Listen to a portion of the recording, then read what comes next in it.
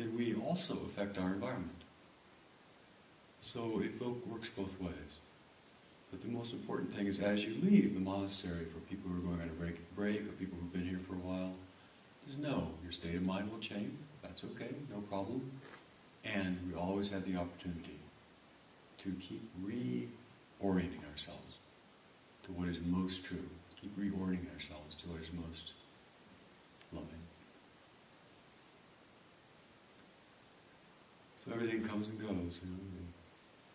Our time here at the monastery, for those of us who have been here together, has been so intimate, and so many sincere practitioners, so many people who have such deep hearts have been practicing together. And it's always there's always a feeling of grief, of loss, when something that's so wonderful and so warm finally does what it always does, always disappears. And that's okay.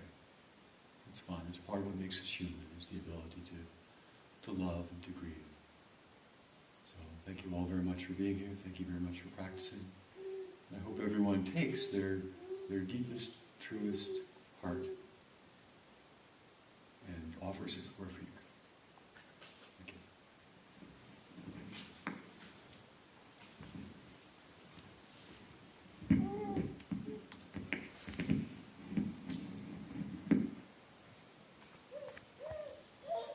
So I gave the example of cuss words as something that are essentially meaningless sounds that our mind attaches to and finds meaning in and then reacts to. So this would be my, I think my final words to those who are here for the summer is, don't believe your mind. Study your mind, because as you've seen in the last month or 2 months, the mind is at the source of suffering. The mind can get up to all kinds of mischief. The mind can create suffering out of nothing, out of meaningless sounds, or out of bits of paper. You hear so much now on the news about the economic downturn, and it gives us concern for people who, especially who are older, who are going to get moved out of the job market, or people whose jobs aren't essential, or young people trying to enter the job market. The Clatskanie just lost 8 teachers in the school system, and another teacher friend of ours just lost her job, we found out yesterday, and I have a daughter on unemployment and a daughter-in-law who will soon go on unemployment. And everybody then gets focused on money as the solution to our difficulties. If only the economy would turn around, if only I could win the lottery, if only somebody would come along and fall in love with me and give me $10,000, and then I would be happy. Or $100,000. Maybe 10,000 is not enough anymore.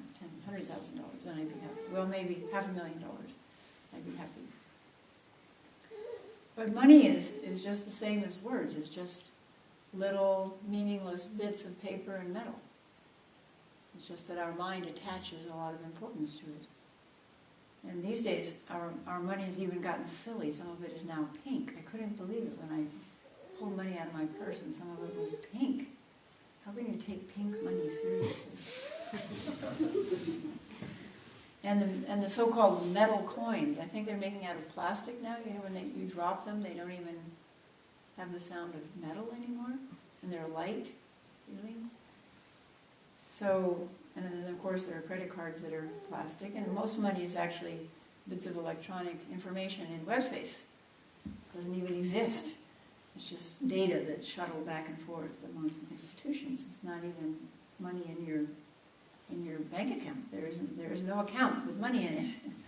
It's just data. But we watch how we get so bent out of shape over bits of data on a computer screen, or what they're telling us now about the economy.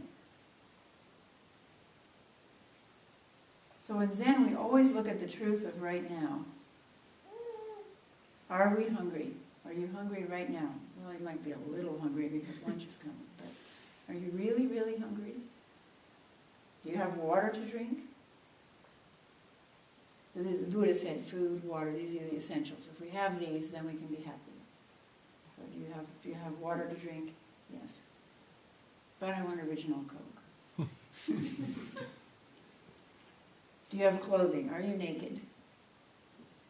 No, but I want the newest Calvin Klein jeans. Do you have shelter?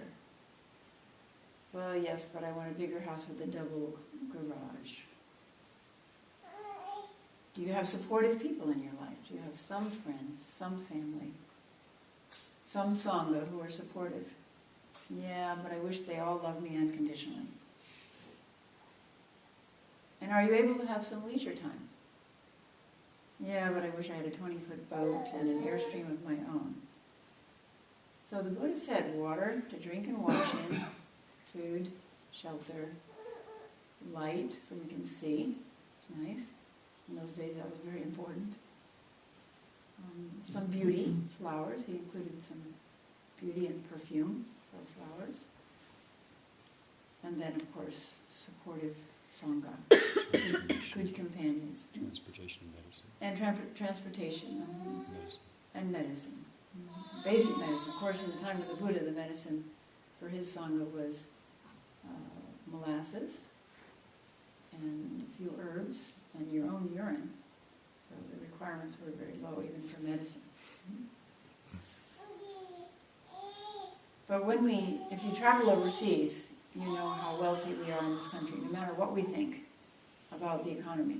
If you travel overseas, you know we are extremely well off in this country, even though we might compare ourselves to somebody else in this country and think we're not well off. We are fundamentally extremely well off. So when we consider what we actually have, and we don't get dragged off by sound that comes over the radio or the television news, and we don't get dragged off by bits of electronic information that come over our computer screen, or black dots that are on a magazine page, and we really settle into the truth of right now. That's our fundamental Zen practice. That's the fundamental cure for suffering. Because the mind is able to create suffering out of nothing. Wealthy people can create suffering out of 10 houses, 5 cars, and $1 billion in the bank. So, to the summer residents who are leaving, my fundamental message is don't believe what your mind tells you. Watch carefully how it creates suffering out of nothing. Whenever unhappiness or restlessness or boredom or discontent arise, stop the mind and drop into the reality of what is actually true right now. Open up the eyes, open up the ears, open up the sense of touch, and drop into this moment and you will find contentment. When we were in the last session, when we were doing practice under trees, one person told me they were out under their tree for maybe the 4th or 5th time, and they were getting bored. This was boring.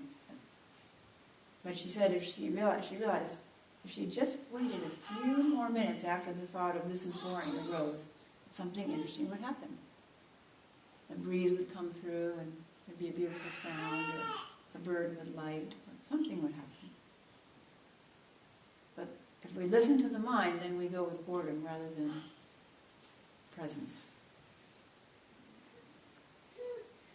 So when unhappiness arises, drop into the reality, the actual sensual reality of this very moment. Study yourself in this way. Study how unhappiness arises. Study how to let it go. Let go of yourself. Forget yourself, as Dogen Zenji said, and help others.